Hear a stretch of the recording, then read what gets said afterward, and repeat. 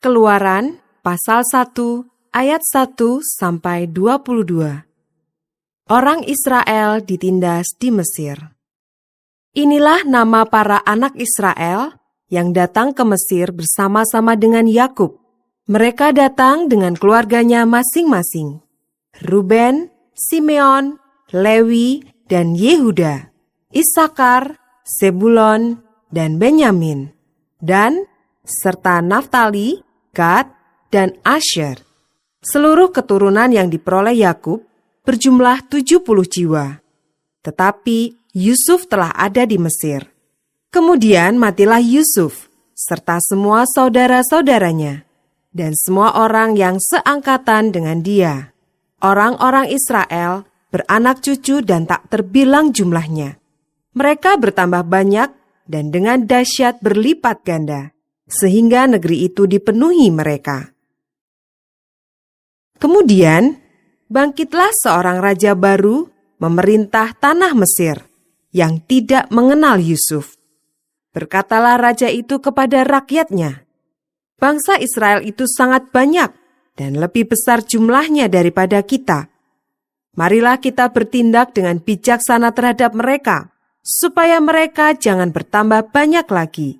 Dan jika terjadi peperangan, jangan bersekutu nanti dengan musuh kita dan memerangi kita, lalu pergi dari negeri ini." Sebab itu pengawas-pengawas Rodi ditempatkan atas mereka untuk menindas mereka dengan kerja paksa. Mereka harus mendirikan bagi Firaun kota-kota perbekalan, yakni Pitom dan Raamses. Tetapi makin ditindas, makin bertambah banyak dan berkembang mereka, sehingga orang merasa takut kepada orang Israel itu. Lalu dengan kejam orang Mesir memaksa orang Israel bekerja dan memahitkan hidup mereka dengan pekerjaan yang berat, yaitu mengerjakan tanah liat dan batu bata dan berbagai-bagai pekerjaan di padang. Ya, segala pekerjaan yang dengan kejam dipaksakan orang Mesir kepada mereka itu. Raja Mesir juga memerintahkan kepada bidan-bidan yang menolong perempuan Ibrani, seorang bernama Sifra dan yang lain bernama Pua. Katanya, "Apabila kamu menolong perempuan Ibrani pada waktu bersalin, kamu harus memperhatikan waktu anak itu lahir. Jika anak laki-laki, kamu harus membunuhnya. Tetapi jika anak perempuan, bolehlah ia hidup." Tetapi bidan-bidan itu takut akan Allah dan tidak melakukan seperti yang dikatakan Raja Mesir kepada mereka, dan membiarkan bayi-bayi itu hidup.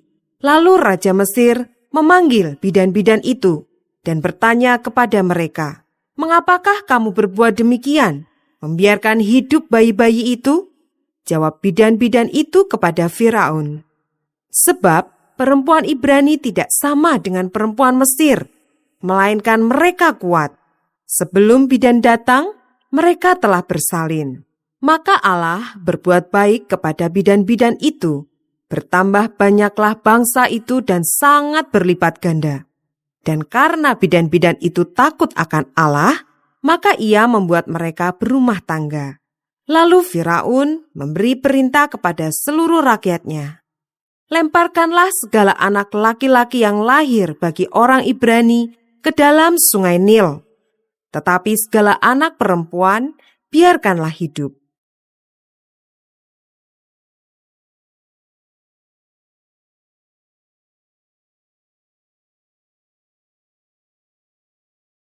Keluaran pasal 2 ayat 1 sampai 10. Musa lahir dan diselamatkan.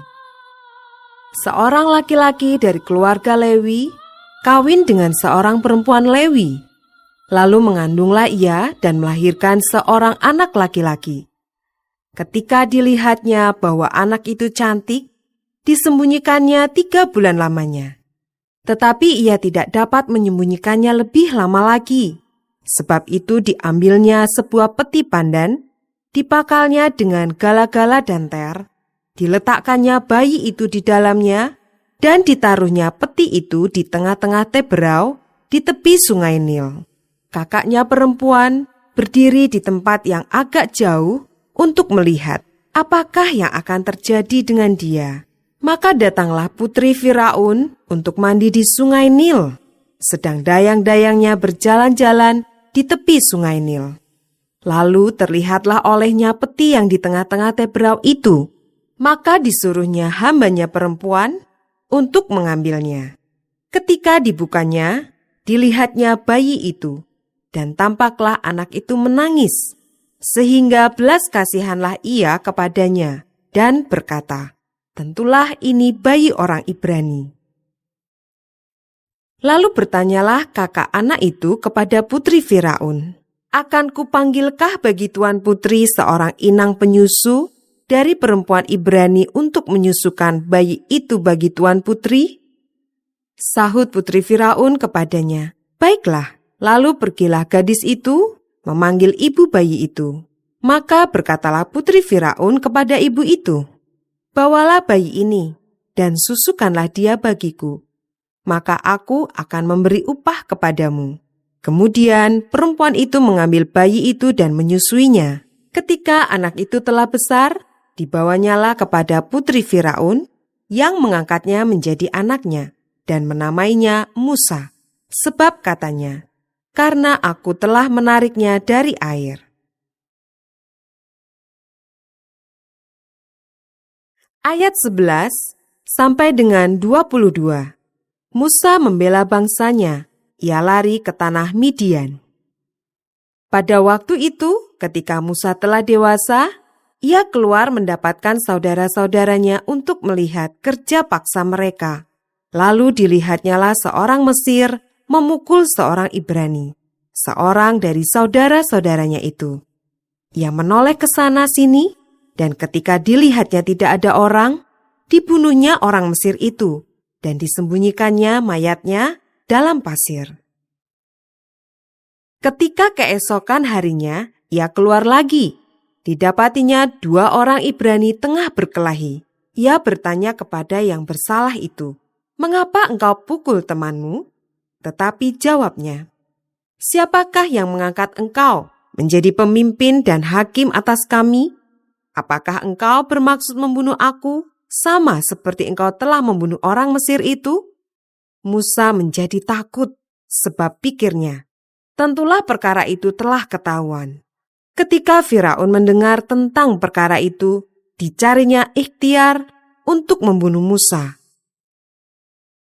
Tetapi Musa melarikan diri dari hadapan Firaun dan tiba di tanah Midian.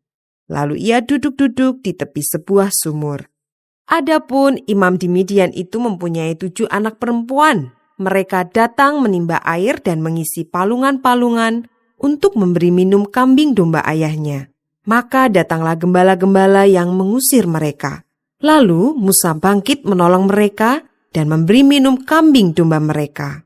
Ketika mereka sampai kepada Rehuel ayah mereka, berkatalah ia, "Mengapa selekas itu kamu pulang hari ini?" Jawab mereka, "Seorang Mesir menolong kami terhadap gembala-gembala. Bahkan ia menimba air banyak-banyak untuk kami dan memberi minum kambing domba." Ia berkata kepada anak-anaknya, "Di manakah ia? Mengapakah kamu tinggalkan orang itu? Panggillah dia makan." Musa bersedia tinggal di rumah itu. Lalu diberikan Rehuelah Sipora anaknya kepada Musa. Perempuan itu melahirkan seorang anak laki-laki. Maka Musa menamainya Gersom. Sebab katanya, "Aku telah menjadi seorang pendatang di negeri asing." Ayat 23 sampai dengan 25. Musa diutus Tuhan. Lama sesudah itu, matilah Raja Mesir. Tetapi orang Israel masih mengeluh karena perbudakan. Dan mereka berseru-seru sehingga teriak mereka minta tolong karena perbudakan itu sampai kepada Allah. Allah mendengar mereka mengerang, lalu ia mengingat kepada perjanjiannya dengan Abraham, Ishak dan Yakub. Maka Allah melihat orang Israel itu, dan Allah memperhatikan mereka.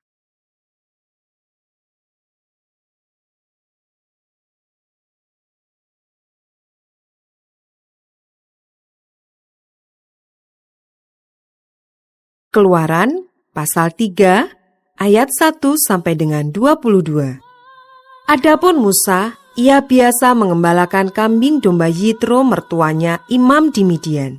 Sekali ketika ia mengiring kambing domba itu ke seberang padang gurun, sampailah ia ke gunung Allah, yakni gunung Horeb. Lalu malaikat Tuhan menampakkan diri kepadanya di dalam nyala api yang keluar dari semak duri. Lalu ia melihat dan tampaklah semak duri itu menyala, tetapi tidak dimakan api.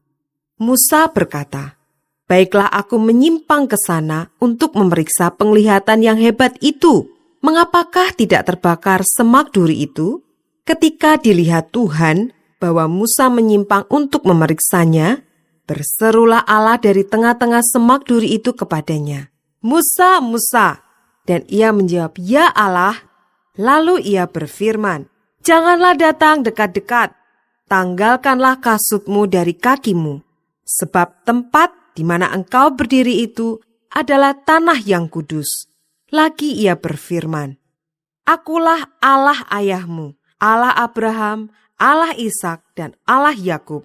Lalu Musa menutupi mukanya, sebab ia takut memandang Allah. Dan Tuhan berfirman, "Aku telah memperhatikan dengan sungguh kesengsaraan umatku di tanah Mesir, dan aku telah mendengar seruan mereka yang disebabkan oleh pengerah-pengerah mereka.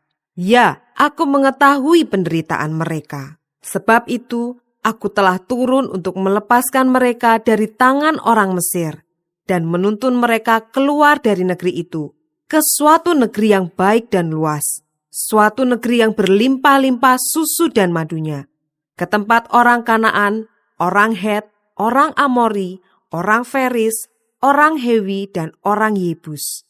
Sekarang seruan orang Israel telah sampai kepadaku. Juga telah kulihat betapa kerasnya orang Mesir menindas mereka. Jadi sekarang, pergilah, aku mengutus engkau kepada Firaun untuk membawa umatku, orang Israel, keluar dari Mesir." Tetapi Musa berkata kepada Allah, "Siapakah aku ini?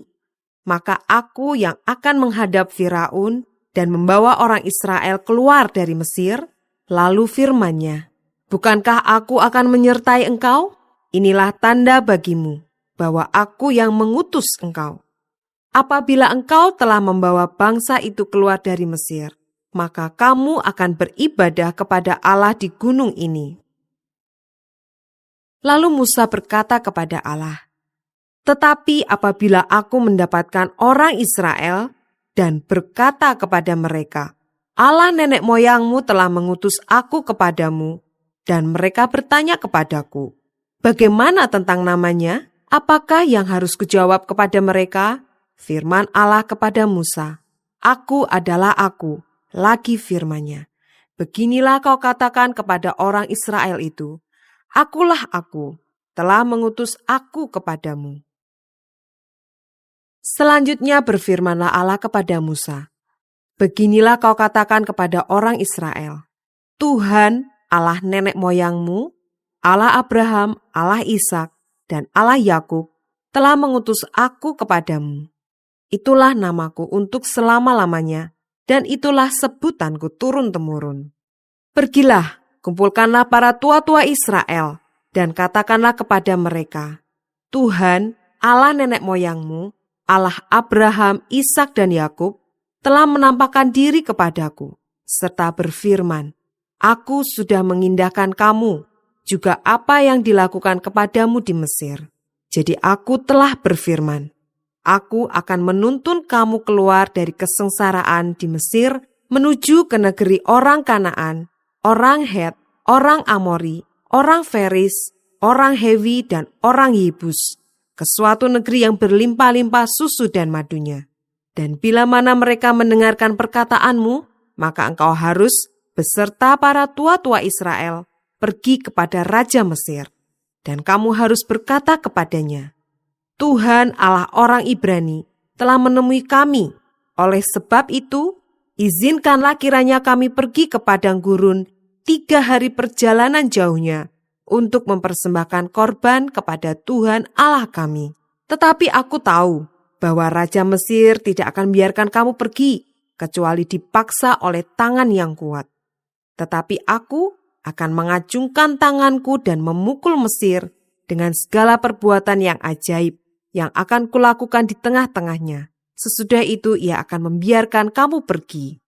Dan aku akan membuat orang Mesir bermurah hati terhadap bangsa ini, sehingga apabila kamu pergi, kamu tidak pergi dengan tangan hampa, tetapi tiap-tiap perempuan harus meminta dari tetangganya dan dari perempuan yang tinggal di rumahnya barang-barang perak dan emas dan kain-kain yang akan kamu kenakan kepada anak-anakmu lelaki dan perempuan. Demikianlah kamu akan merampasi orang Mesir itu.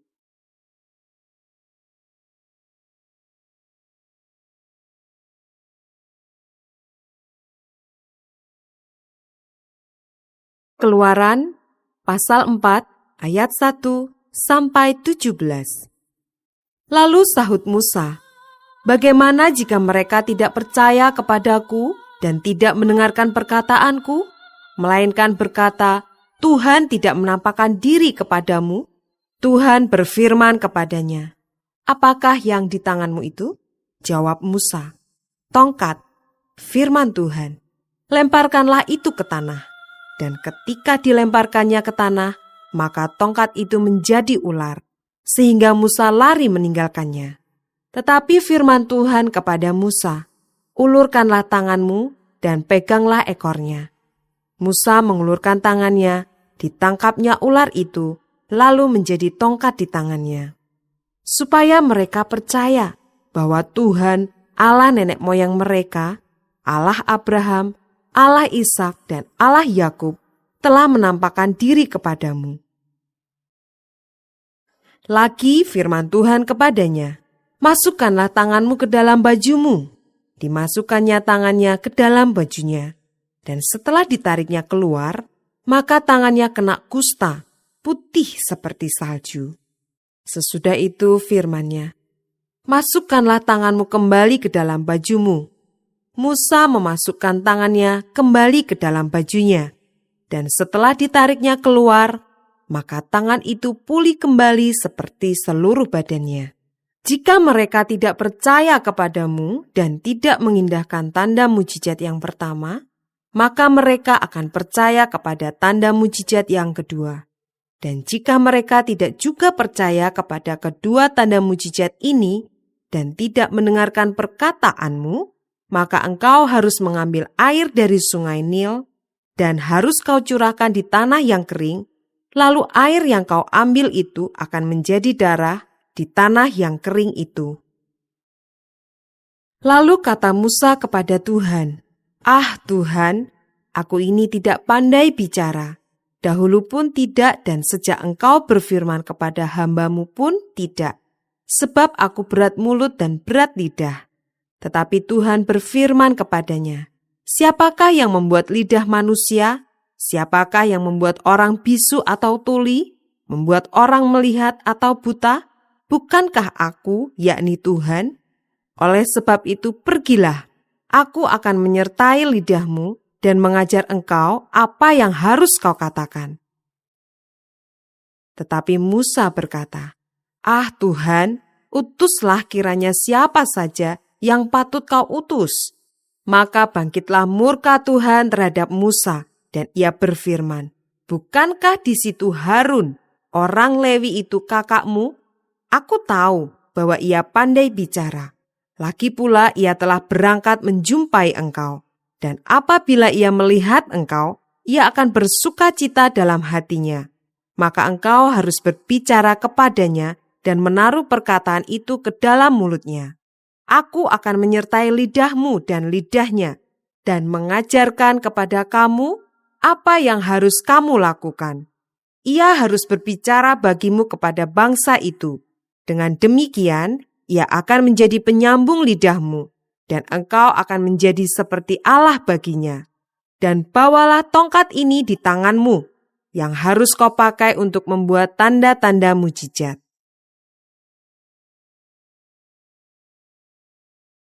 Ayat 18 sampai dengan 31.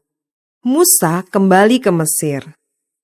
Lalu Musa kembali kepada mertuanya Yitro serta berkata kepadanya, "Izinkanlah kiranya aku kembali kepada saudara-saudaraku yang ada di Mesir untuk melihat apakah mereka masih hidup." Yitro berkata kepada Musa, "Pergilah dengan selamat. Adapun Tuhan sudah berfirman kepada Musa di Midian, 'Kembalilah ke Mesir, sebab semua orang yang ingin mencabut nyawamu telah mati.'" Kemudian Musa mengajak istri dan anak-anaknya lelaki, lalu menaikkan mereka ke atas keledai, dan ia kembali ke tanah Mesir, dan tongkat Allah itu dipegangnya di tangannya. Firman Tuhan kepada Musa, "Pada waktu engkau hendak kembali ini ke Mesir, ingatlah, supaya segala mujizat yang telah kuserahkan ke dalam tanganmu, kau perbuat di depan Firaun. Tetapi aku akan mengeraskan hatinya, sehingga ia tidak membiarkan bangsa itu pergi.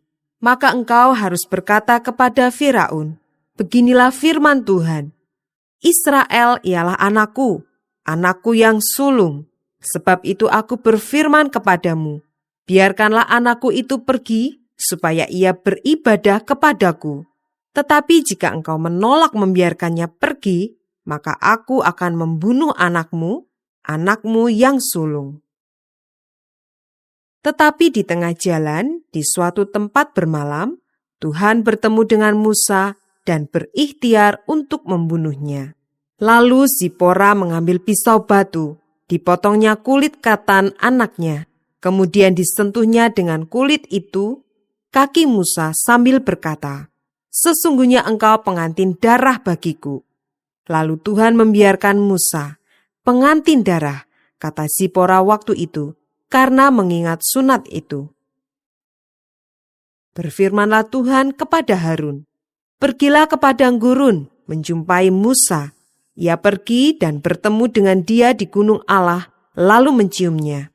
Kemudian Musa memberitahukan kepada Harun segala firman Tuhan yang disuruhkannya kepadanya untuk disampaikan dan segala tanda mujizat yang diperintahkannya kepadanya untuk dibuat.